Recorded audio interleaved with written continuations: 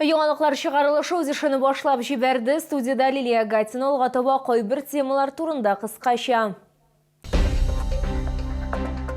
Шолыга эш визиты белән Татарстан Республикасы рәисе килде. Рөстәм Миңнехановны нәрсәләр белән таныштырдылар. 130 мең квадрат метр майданлы яңа югары технологияле комплексы Яршолыда күперләр җитештерү заводы ачылды.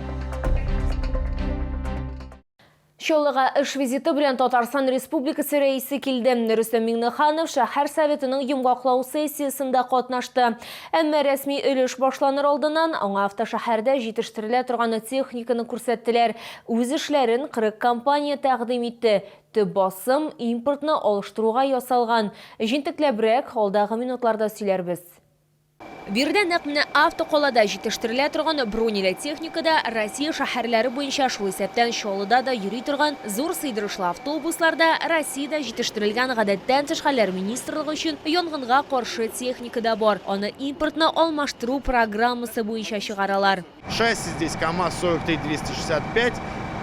Сама бочка изготовлена из стеклопластика, что позволяет сохранить срок службы до 15 лет. На сегодняшний день это опытный образец. Сейчас он проходит всю сертификацию для постановки на вооружение. В следующем году предполагается массовое производство. Шолда җитештерелә торган тагын бер техника КамАЗ 43-118 шассиендагы 8 тонналы кран. Бу тулысынча Россия компонентлары белән җитештерелгән. Предназначен для стройки, для подъема строительных грузов, линии электропередач.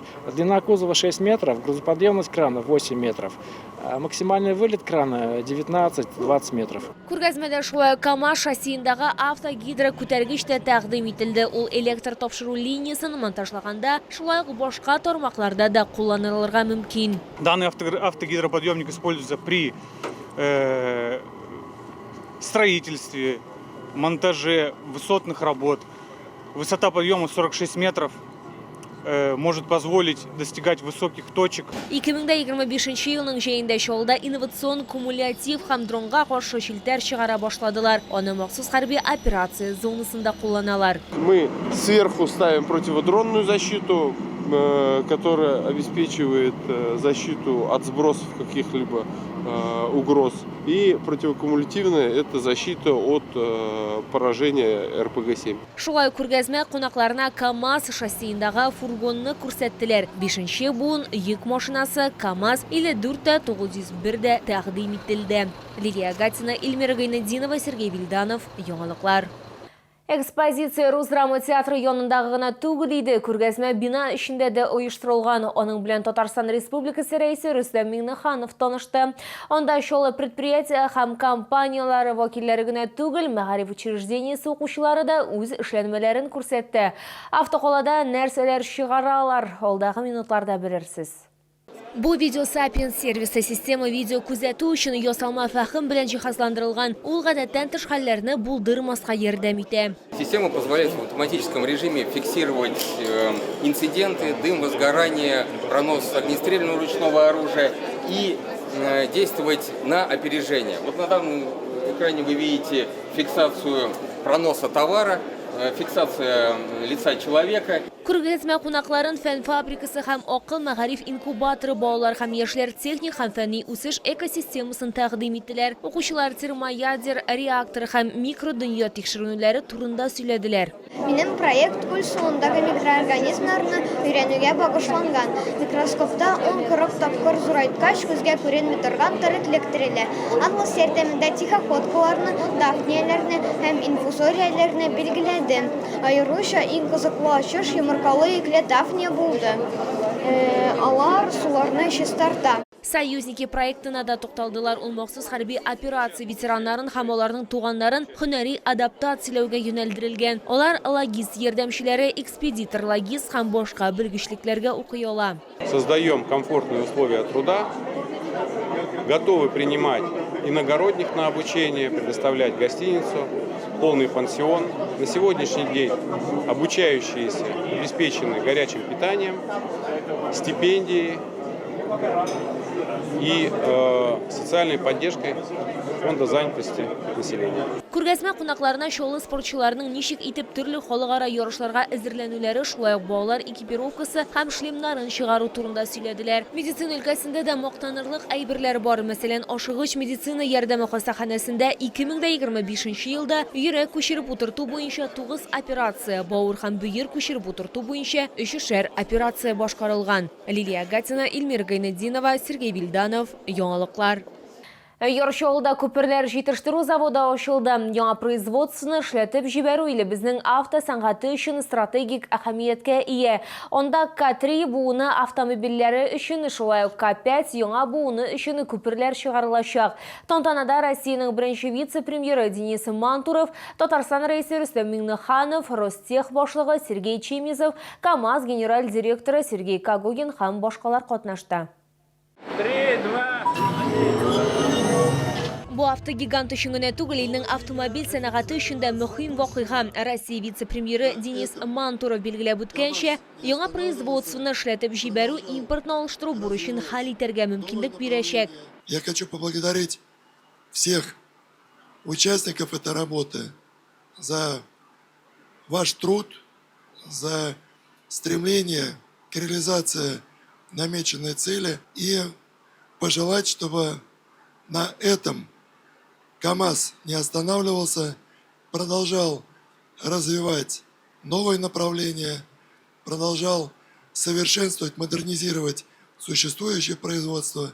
Проектка инвестициялар 6,5 миллиард сум тәшкил иткән, шуның 5 миллиард сумын автокомпонентлары махсус программасы буенча федераль сәнәгать үсеше фонды биргән. Любое решение в промышленном проекте без фонда промышленности сегодня это невозможно. Мы искренне благодарим, во-первых, заводчан.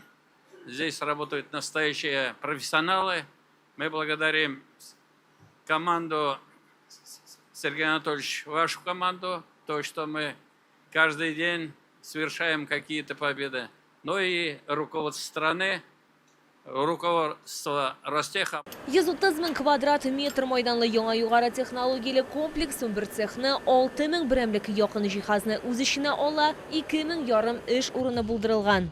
Нужны были новые узлы и агрегаты. Кабина, двигатель, коробки. Все это мы, как говорится, сделали. У нас оставалось самое главное направление — мосты, которые были не реализованы. Мы сразу замахнулись на характеристики изделий, которые были самыми передовыми в мире. У нас все получилось. Предприятие К3 буын автомобильләр өчен, шулай ук яңа буын К5 йөк машиналары өчен күперләр чыгарачак. Лилия Гатина, яңалыклар.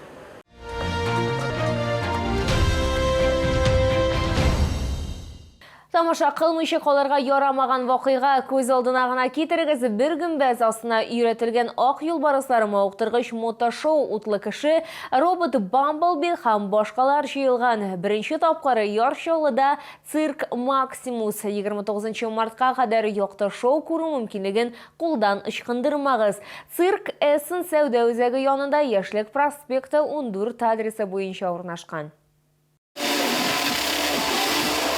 Кыю мотоциклчылар зур металл шар эченә куркыныч трюклар башкарган мавыктыргыч мотошоу. Куркусыз утлы кеше үзенең чыгышы белән манежга ут төртергә әзер. Сирәк очрый торган ак юлбарысларның чыгышы да тәэсирләндерәчәк.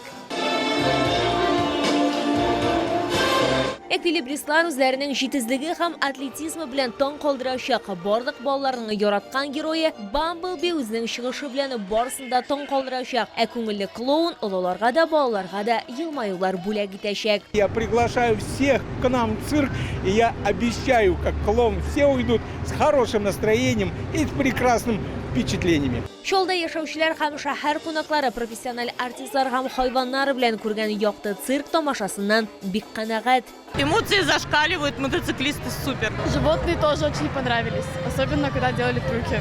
Рекомендую, мы по циркам постоянно ходим. Советую сходить, провести вечер с семьей, с детьми. Яркие впечатления. Больше всего, конечно, понравились дикие кошки. Очень здорово, завораживающе. Нам очень нравится. Очень яркие эмоции, яркие впечатления. Цирк очень хороший, очень веселый клоун. 29 мартка кадәр онытылмаслык кичне уңай һәм хис кичерешләр белән уздыру өчен бөтен гаиләгез белән килегез. Цирк Эссен сәүдә үзәге янында, Яшьлек проспекты 14 адресы буенча урнашкан.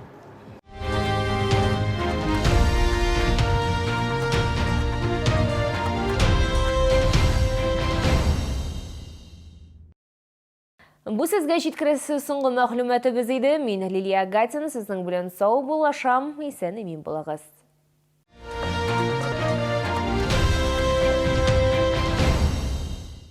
Масленица без блинов с икрой, как Новый год без Деда Мороза. С 16 по 22 февраля. Свежие камчатские деликатесы от производителя. ТЦ Вин, остановка Глобус. Тяжело было слышать, особенно... Алло. Бабушка, привет! Как я рад тебя слышать. Вот теперь все хорошо. Слуховые аппараты «Вслышу-вижу» со скидкой 12% до 28 февраля. Успей купить новый автомобиль «Лада» с выгодой до 20% по госпрограмме. Гранта от 630 тысяч рублей. Подарки каждому покупателю. Обмен авто по рыночной цене. Автомаркет, улица Машиностроительная, 31.